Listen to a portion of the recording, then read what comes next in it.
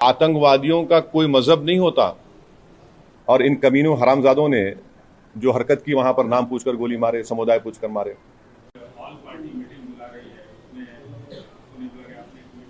देखिए, पहले तो मैं ये बात फिर से कह रहा हूं कि जो आतंकवादी दहशतगर्दों ने जो बर्बरियत के मजाहरे किए हैं पहलगाम में, और वो नाकाबिले बयान है, वो तकलीफदेह हैं, दर्दनाक है, और जितना भी उसका हम कंडेम करें कम है, क्योंकि वो लोग तो अपने आप को हैवानात और बदतरीन जानवरों से भी ज़्यादा गिरी हुई हरकत उन्होंने की है।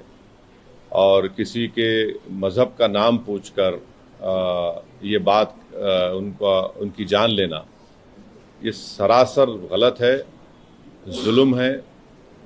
और हम उम्मीद करते हैं कि इंशाअल्लाह ताला अल्लाह सुब्हानहू ताला उनको दुनिया में भी और आखिरत में भी उन दहशतगर्दों को सख्त अजाब से नवाजेगा, और उनके ऊपर जो लोग बैठे हुए हैं वो भी तबाह व बर्बाद होंगे।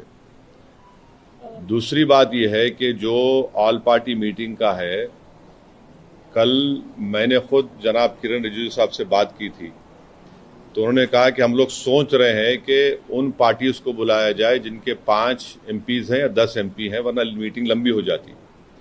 तो बोला हम छोटे पार्टीज को बुला लीजिए, तो वो मजाक करे, अरे तुम्हारी आवाज़ तो बड़ी ऊंची है।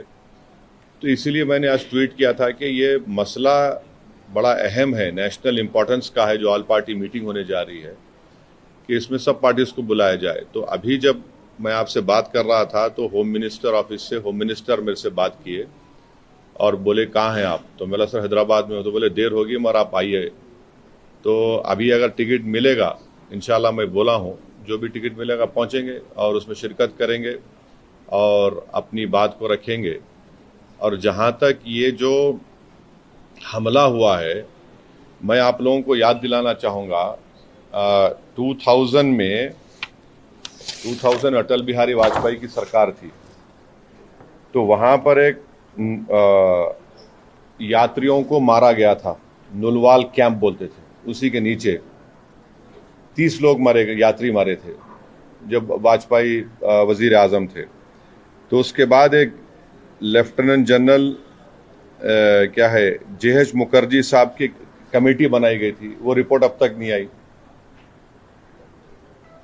तो ये ऐसा नहीं है कि इन्होंने इस जगह का पहले इंतखाब किया। दूसरी बात यह कि जिस जगह पर इतने टूरिस्ट हैं वहां पर एक पुलिस वाला नहीं है, एक CRPF का कैंप नहीं है, कोई सिक्योरिटी के लोग नहीं है। तीसरा यह है कि जो वहां पर जो क्विक रिएक्शन टीम थी, CRPF के 2 यूनिट है, जो उनको ऊपर जाने में 1.25 घंटा लगा, और इन कमीनों हरामजादों ने जो हरकत की वहां पर नाम पूछकर गोली मारे, समुदाय पूछकर मारे।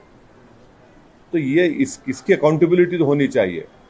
और यकीनन ये दहशतगर्द हमारे पड़ोसी मुल्क पाकिस्तान से आए, पाकिस्तान के ISI, पाकिस्तान के जो उनका इस्टेब्लिशमेंट है, उनकी पूरी तायीद और पूरी सपोर्ट उनको हासिल है। चौथी बात यह है कि ये बॉर्डर कैसे क्रॉस करके आए, कौन जिम्मेदार है इसका? अगर वो पहलगाम तक आ गए तो श्रीनगर तक भी पहुंच सकते। कितनी दूर है श्रीनगर वहां पे लोगों के लिए? तो ये यकीनन अकाउंटेबिलिटी फिक्स होनी चाहिए, और इन जालिमों से, इन कमीनों से, जिन्होंने जिन 26 लोगों की जानें ली हैं, उनसे इंसाफ उसी वक्त होगा जब अकाउंटेबिलिटी भी फिक्स होगी और इन लोगों को कैफर किरदार तक पहुंचाएंगे, इन दहशतगर्दों को। और उम्मीद करते कि हमारी हुकूमत इन लोगों का ताक़ुब करेगी, इन लोगों को जो मरने वाले परिवारों हैं उनसे इंसाफ उसी वक्त होगा जो अकाउंटेबिलिटी फिक्स होगी। और ये दहशतगर्द जो जालिमाना और बिल्कुल ही घटिया किस्म की, माने हैवानियत से बदतरीन हरकत उन्होंने की, इसका हम कंडेम करते हैं। छठी बात यह है कि अंग्रेजी का एक बहुत बड़ा अखबार है टाइम्स ऑफ इंडिया, मैं समझ नहीं पा रहा हूं कि उन्होंने इस तरह की हेडलाइन कैसे कैरी की, द कलमा सेव देम। आप इस तरह की हेडलाइन कैसे लगाते बताइए? आप तो पूरे मुसलमानों को ही आप दोषी करार दे रहे हैं। भाई, वो आतंकवादियों का कोई मजहब नहीं होता, वो दहशतगर्द हैं, वो तो आईएसआई की आईसिस की आइडियोलॉजी पे चलने वाले कुत्ते हैं ये लोग। इतना बड़ा अंग्रेजी अखबार, द कलमा save them, what is this? भाई कितने जो कश्मीर में जितने आतंकवादियों ने सबसे ज्यादा मारा, वहां के कश्मीरी मुसलमानों को मारा, सबसे ज्यादा मरने वाले वो है वहां पे, तो उसके बारे में क्या बोलेंगे आप? ये तो एक आइडियोलॉजी है ना, ये तो टेररिज्म की एक आइडियोलॉजी है। तो बड़ी अफसोस की बात है कि कितना बड़ा अंग्रेजी का अखबार होकर आप इस तरह की हेडलाइन कैरी करते थे, कलमा सेव देम और द कलमा was the difference. You cannot carry such headlines. You cannot generalize the whole great religion of Islam. तो नहीं सुन तो लीजिए, अगर आप ऐसा ही इस तरह की अगर आप हेडलाइन लिखेंगे तो आप तो जो कमीने शैतान बैठे हैं पाकिस्तान में उनको तो खुश कर रहे हैं आप, उनको तो खुश कर रहे हैं आप। अफसोस की बात है ये। द कलमा वाज द डिफरेंस, आप देखिए हेडलाइन जो है वो उस तरह की हेडलाइन हो सकती है किसी की। और आखिरी बात यह है कि कल शाम में 6:30 बजे तेलंगाना के चीफ मिनिस्टर एक all party candle light march necklace क्या है वो पीपुल्स प्लाजा के पास करने वाले हैं। मैं हैदराबाद की आवाम से, तेलंगाना की आवाम से अपील कर रहा हूं कि आप हजारों की तादाद में उसमें कल शिरकत करिए। हमको एक होकर इस अपने मजहब पे चलते हुए उसके बावजूद भी हम इस बात का ख्याल रखें कि ये हमारे देश का मसला है, मुल्क का, वतन अजीज का मसला है। हम तमाम को वहाँ पर जमा होना है। चीफ मिनिस्टर खुद उसकी लीड करेंगे, हमारी पार्टी भी, हमारे पार्टी के एमएलएज भी, जितने हमारे मेंबर्स हैं, बल्कि जितने जो टेररिज्म के खिलाफ हैं और जो इस मुल्क से मोहब्बत करने वाले हैं, मैं उनसे उम्मीद करता हूँ कि वो हज़ारों नहीं लाखों की तादाद में वहाँ पर जमा हो। और हमारा वहाँ पर जमा होना ना सिर्फ हम खराज अक़ीदत पेश करेंगे उन मरने वाले ख़ानदानों को, बल्कि हम उन लोगों को भी पैगाम देंगे जो दहशत गर्दी के ज़रिए इस मुल्क में हिंदुओं और मुसलमानों में नफ़रत की दीवारों को और इजाफ़ा करना चाहते हैं। तो टेररिज्म के ख़िलाफ़, भाईचारगी के ख़िलाफ़ और कश्मीर के कश्मीरियों के लिए भी हमको ठहर कर बोलना है। आप किसी एक इलाके के, कश्मीर हमारा अटूट हिस्सा है और हमेशा रहेगा, तो कश्मीर की ज़मीन पर बसने वाले लोग भी हमारे अटूट हैं, इनको भी हमको कॉन्फिडेंस देना है। अब आपका कोई सवाल है तो बोलिए, मुझे जल्दी जाना है। एक सेगमेंट है, आप सिर्फ हेडलाइन की, अखबार के हेडलाइन की बात कर रहे हैं, लेकिन एक सेगमेंट है जिसको एक मौका मिला है या सोशल मीडिया पे हिंदू मुस्लिम बहुत ज्यादा किया जा रहा है, उसके लिए आपका क्या मैसेज? नहीं, आप ये भी तो देखिए कि उसमें गरीब कश्मीरी मुसलमान जो घोड़े पर बिठा कर लेकर गया था, रिपोर्ट्स में आया है कि वो रोकने गया इन जालिम कुत्तों को, शैतानों को, तो उसको भी गोली मार दी। कई तस्वीर हैं कि जख्मियों को लोग उठाकर लेकर जा रहे हैं नीचे। आप अगर जो लोग सोशल मीडिया पर ये जो बदगुमानी और जहर फैला रहे हैं वो पाकिस्तान को और एलईटी को खुश कर रहे हैं, याद रखिए आप। वो ये कहना चाहते कि कोई हिंदू कश्मीर को नहीं आ सकता, तो आप उनको कामयाब कर रहे हैं इस तरह की बकवास करके। आप भाई, आपको अगर नफरत है किसी से तो फिल वक्त रुक जाइए, वक्त नहीं नफरत दिखाने का। ये वक्त हमको एक सीसा पीला हुई दीवार की तरह खड़े होकर उन तमाम ताकतों को एक पैगाम देना है। आप तो उनको कामयाब कर रहे हैं इस तरह की बकवास करके। वो जो चाह रहे थे, आप उनको मदद कर रहे हैं। आप एक बात समझिए कि कितने कश्मीरी मारे गए, उनका क्या मजहब था? मुसलमान भी थे वो। सबसे बड़ा नुकसान तो उनको हुआ है, उनको ही होगा कल के बाद। तो आप वो जो दुश्मन चाह रहा है वो चाल में उनको कामयाब होने दे रहे आप इस तरह की बकवास करके। और जो लोग टीवी चैनल पर जो बैठे हुए हैं, मेरी उनसे भी दरखास्त है, आप देख लीजिए। आप जो बैठकर आप जो सरमनाइजिंग कर रहे हैं, आपके सरमन से आप तो फायदा पहुंचा रहे हैं। हाँ, बोलिए। प्रधानमंत्री ने एश्योर किया है पब्लिक मीटिंग में कि अब आतंकवादियों की जो बची खुची जमीन है वो भी अरे ले लीजिए ना भाई, कौन रोक रहा? हम तो बोल रहे हैं लो बोल के। कई मरतबा ये बात पीओके ले लीजिए जाकर, वो इलाका भी लीजिए जो चीन के पास है, पीओके का इलाका पाकिस्तान ने चीन को दिया, वो भी ले लीजिए, बराबर लेना चाहिए, छोड़ना नहीं चाहिए उसको, बिल्कुल लीजिए, उसमें क्या बात हो रहा है, क्या है। हमने तो इंडस वाटर ट्रीटी को भी ख़त्म कर दिया, वो रोक लगा दी उसके ऊपर। तो अब ये बताइए पानी कहाँ रखेंगे हम लोग? डैम बनाना पड़ेगा ना आपको, पानी कहाँ रखेंगे?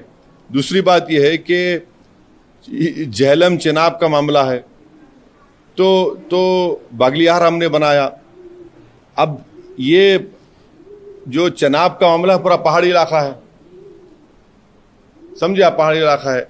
और जो झेलम का इलाका है तो आपको फिर लैंड एक्विजिशन करना पड़ेगा पानी के लिए, करिए आप, बहुत अच्छा है। जो आप कर सकते करिए, मगर अकाउंटेबिलिटी फिक्स करिए।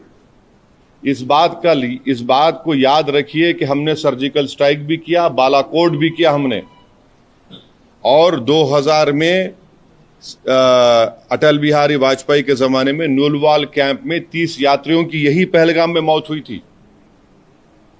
किसके ऊपर अकाउंटेबिलिटी फिक्स होगी? आखिर ये लोग कैसे आए? अगर पहलगाम तो आ गए तो श्रीनगर भी जा सकते हैं लोग। तो ये अकाउंटेबिलिटी फिक्स होना जरूरी है, डिटरेंस पॉलिसी हमारी देखना जरूरी है, और ये जो हरकत किए ये कुत्ते, इनको सजा मिलना जरूरी है। और असल इनसे ऊपर जो शयातीन बैठे हुए हैं, जो हमेशा ही नहीं चाहते कि ना भारत में ना कश्मीर में अमन रहे, इनको जड़ पेड़ से इनको सबक सिखाने की जरूरत है। ये सिर्फ मेयर रेटरिक नहीं होना चाहिए, बल्कि ग्राउंड पर उम्मीद करते कि एक्शन होना। और मैं ऑन रिकॉर्ड कह रहा हूं कि होम मिनिस्टर जो जाकर मिले विक्टिम फैमिली से, अच्छा किए, वो आसान काम नहीं था मगर अच्छा किए। मगर उन विक्टिम्स को ये नहीं है कि हम भूल जाएं थोड़े दिन के बाद, उन मरने वालों के परिवार के आंसू रायगा नहीं जाने देना चाहिए। और कई ऐसे वीडियोस है कि जो लोग जिनको पनाह दिए, कश्मीरी मुसलमान पनाह दिए उनको, वो भी तो देखिए आप। सर ये जो मेजर्स लिए, ये जो मेजर्स लिए एससी सार्क जो स्कीम में वीजास है उसको इमीडिएटली कैंसिल करना, रद्द करना, और 18 को बंद करना, और आप जैसा बोले झेलम, चेनाब, ब्यास, ये नदियों को कैसे रोक पाएंगे? मतलब डैम तो बनाएंगे। नहीं ठीक है, देखिए वर्ल्ड बैंक इसका वो इंश्योर करता है, तो आप करिए ना, हमको इतराज नहीं। पानी कहाँ रखेंगे वो भी तो देख लीजिए, क्योंकि जो Chenab area is a mountainous area, and ये नदी जो जाती चेनाब की, वो माउंटेन से जाती, झेलम का जो है वो जमीन पर जाती, तो आपको डैम तो बनाना पड़ेगा। इंडस का जो है वो उधर अलग एरिया होता, अलग छोटा सा एकदम। वो नहीं सर, ये कैसा दिखती है मेजर्स को? ये काफी है पाकिस्तान की जो दहशतगर्दी। एक बात सुनिए, मैं प्राइम मिनिस्टर से एक सवाल ये कर रहा हूं कि जनवरी 2025 तक पहलगाम में उस मुकाम पर 2 सीआरपीएफ की यूनिट थी, अब क्यों नहीं है? क्यों हटाया गया उनको? पूछ लीजिए, सही है तो सही है बोलिए, गलत है तो गलत बोल दीजिए। जो बेसान मीडोज है, क्या हुआ वहां पर? फिर नीचे से जो क्विक रिएक्शन एक्शन टीम को 1 घंटा लगा ऊपर जाने के लिए, और ये कमीने कुत्ते जो है नाम पूछकर मार रहे थे लोगों को, मजहब पूछकर मार रहे थे। अकाउंटेबिलिटी तो फिक्स होनी चाहिए भाई। अभी नहीं, देखिए, अगर आप लोगों के सोर्सेस में प्राइवेट जेट है तो बोलिए, बैठ के जाएंगे, टिकट मिला तो जाएंगे। आप लोग बड़े ज्ञानी हैं, पावरफुल लोग हैं आप लोग। जी बदला कैसे होगा? क्योंकि लोग आज, आम जनता जो है जो सड़कों पर उतर रही है, कैंडल मार्च कर रही है, विक्टिम्स जो है सब ये कह रहे हैं कि बदला इस बार तो लेना चाहिए, हर बार की तरह नहीं चाहिए। एक बात सुनिए, पिछले साल जुलाई में रईसी एक जगह है वैष्णो देवी करीब, वहां पर भी 7 या 9 टूरिस्ट को मार दिए थे। यकीनन टेररिज्म के ऊपर कोई कॉम्प्रोमाइज नहीं होना चाहिए, मगर अगर आप दावे करेंगे खत्म हो गया, तो कहां खत्म हो रहा? अकाउंटेबिलिटी फिक्स करिए भाई, बस अकाउंटेबिलिटी आप फिक्स करिए। तो हम लोग ये मान सकते हैं कि ऑल पार्टी मीट में एमआईएम की तरफ से ये मसला रहेगा, अकाउंट जो यहां बोला हूं ये बोलूंगा, और जो वहां बोलूंगा वो बाहर आके नहीं बोलूंगा। इंटरनेशनल लेवल पे किस तरीके से प्रेशर बन सकता है आपको लगता है? प्राइम मिनिस्टर ने अभी पब्लिक मीटिंग में एक बात सुनिए, ये टाइम जो है ना नेशन को देखने का है। जो भी नेशनल इंटरेस्ट में सिक्योरिटी के लिए, कश्मीरियों की तहफ़्फ़ुज़ के लिए जो भी स्टेप गवर्नमेंट उठाती है, एमआईएम पार्टी उसको सपोर्ट करेगी। बाद में हमारी जो शिकायतें हैं नहीं हैं वो बोलते रहेंगे, मगर एज ऑफ नाउ इस क्रिटिकल टाइम पे हम सबको एक होकर ये काम करने की जरूरत है। इंटरनेशनल लेवल पे किस तरीके से? इंटरनेशनल लेवल पे तो सरकार कर रही है ना, सरकार कर रही है। वॉट एवर स्टेप्स जो which have been taken in the cabinet committee on security, we welcome it, ठीक है। जो स्टेप लेना है। आप ये अलाउ तो नहीं कर सकते, मगर हम यही चाह रहे कि कहीं ना कहीं अकाउंटेबिलिटी फिक्स हो, मगर नेशनल इंटरेस्ट में तो हमको एक होने का है। अपने पॉलिटिकल डिफरेंसेस होंगे, वो चलते रहेंगे, वो खत्म होने वाले नहीं है। वो डेमोक्रेसी का तकाजा है, वाइब्रेंट मगर आज की सूरत हाल में यह है कि इसमें हमको थोड़ा देख के सर ये रॉबर्ट वाड्रा का स्टेटमेंट अब छोड़ दीजिए ना, अभी अब वो अहम नहीं है। आज अहम है कि कैसे पाकिस्तान से एलईटी के टेररिस्ट आए, उनका हम कैसा उनको रोकेंगे, जड़ पेड़ से निकालेंगे। ये नेशनल इंटरेस्ट का डिमांड है। आप नेशनल इंटरेस्ट में हमको देखना है। सर अकाउंटेबिलिटी फिक्स होनी चाहिए बोलकर आप कह रहे हैं, तो ये अकाउंटेबिलिटी कैसे फिक्स होना चाहिए? मतलब क्या क्या मेजर्स लेना चाहिए? आपकी तरफ से क्या डिमांड्स रहेंगे? आप सेंट्रल गवर्नमेंट देखिए, अकाउंटेबिलिटी फिक्स होनी चाहिए, वो जो समझने वाले समझ जाएंगे। Okay, thank you, thank you. अब जाने प्राइम दीजिए। मिनिस्टर ने कहा है कि we will identify, track and definitely we welcome it, please do it. जड़ पेड़ से निकाल कर फेंकिए इन शयातीन कुत्तों को। बोल रहे हैं कि मिट्टी में मिला देंगे। बिल्कुल मिट्टी में नहीं, बल्कि पहाड़ में मिला दीजिए उनको। आप चूरा चूरा कर दीजिए उन लोगों को। ये नेशनल इंटरेस्ट में हम कह रहे हैं आपसे, बिल्कुल रोकिए ना, रोकना चाहिए। मजाक है क्या? बोलिए आप, कैसा अरे आप वो खाली पढ़ेंगे, देखेंगे वो दर्दनाक नज़ारों को तो आप बेचैन हो जाते हैं। क्या गुजर रही होगी उस बच्ची पर जो अपने पति की लाश के बाजू खड़ी हुई है। आज हम तो बड़ा सब जने बातें करते हैं, मगर जिंदगी गुजार रहे हैं। कौन पूछता क्या है उनको? एक्सग्रेशिया मिलेगा, उसके बाद क्या होगा? उनका तो बहुत बड़ा नुकसान हो गया ना। विवाह हो गए, लोग हनीमून मनाने गए। अब बताइए, कोई शादी करके जा रहा है कि ये तो ये क्या है? ये तो डेफिनेटली जो सख्त से सख्त एक्शन ले सकते प्राइम मिनिस्टर, उनको लेना चाहिए और जड़ पेड़ से खत्म होना। और इसमें कश्मीरियों का फायदा है। आप बताइए, पूरा टूरिज्म इंडस्ट्री बर्बाद। मैं गया था 3 दिन पहले, हमारे एमएलए इम्तियाज जलील के बेटे का निकाह था। जगह नहीं है आपको वहां पर, श्रीनगर में इतने शादियां लोग आके कर रहे थे वहां पर। अब सब नुकसान होगा ना।